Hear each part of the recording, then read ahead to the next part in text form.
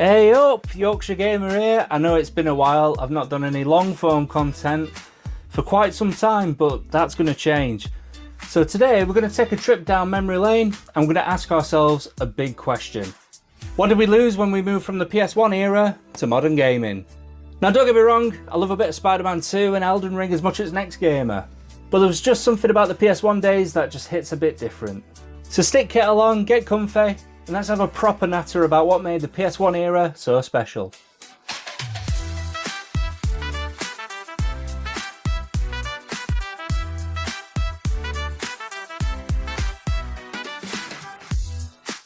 First up, let's talk about Physicality. Back in the day, buying a game was an event. You'd save up your pocket money, you'd trot down to Woolies, and then you'd buy a game just based on the artwork alone. You'd get home, you'd crack the case open, and there it was. A chunky manual, sometimes with full colour, sometimes with little comics inside. Man, these were the days. Modern games, most of the time it's a download code and a bit of plastic. Manuals are a thing of the past, and even physical releases feel a bit soulless. And don't get me started on memory cards. There was something special about having your saves on a little grey slab, swapping them with mates, or finding a mystery save file from the last owner. Physicality gave games a sense of ownership and ritual. You didn't just play a game, you collected it and displayed it. And sometimes even sniffed the manual. Don't pretend you didn't. The PS1 era was all about surprises. You'd get a demo disc with the official PlayStation magazine and then find yourself obsessed with a game that you've never even heard of. There was no YouTube, no Twitch, no endless trailers. You learned about games from magazines, your mates, or just pure luck. Today, everything's spoiled before you even pick up a controller. There's leaks, previews, and hour-long breakdowns of every trailer. Back then, you'd stumble on a hidden level, a secret character, or a cheat code and feel like you'd discovered buried treasure.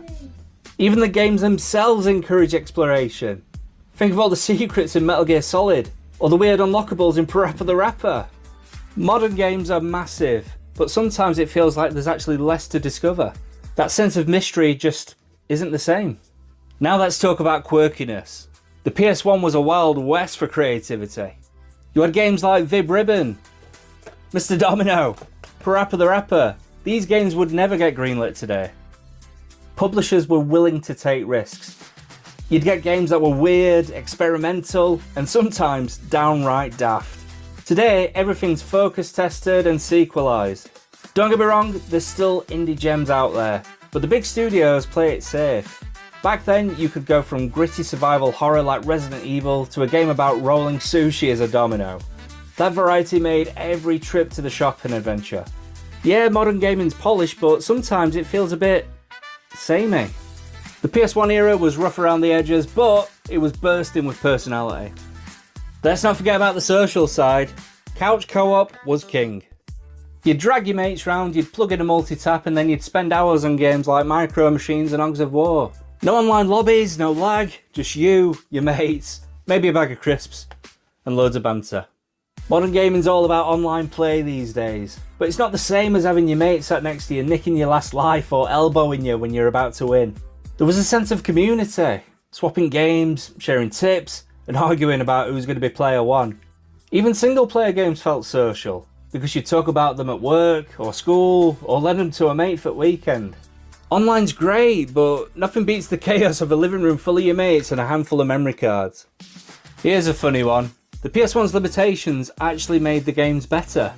Developers had to get creative with what they had.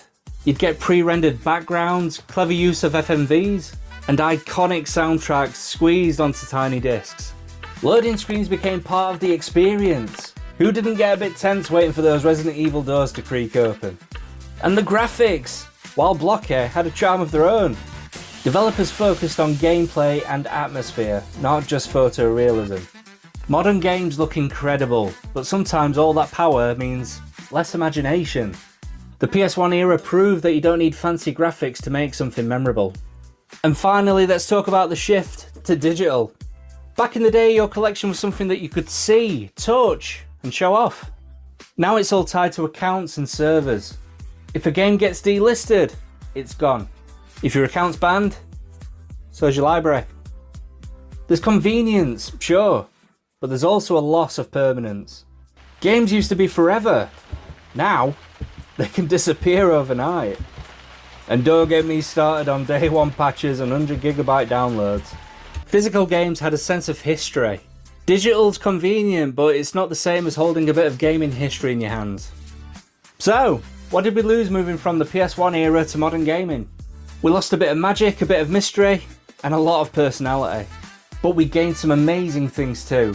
Bigger worlds, better accessibility, and the ability to play with mates from all over the world. Still, there's something about the PS1 days that'll always have a place in my heart. What do you miss about old school gaming? Let me know in the comments. But also, don't forget to like, subscribe, and ring that bell for more retro goodness. And until next time, take care, stay safe, and stay awesome. Ta-ra! Yo, step in the zone, feel the pixelated glow. Back to the days when the PS1 was the show. Nostalgia reigns, gamers rise to the beat. Yorkshire is on, bringing heat on the street. Like, share, subscribe, let the views grow. Together we vibe, let the memories flow.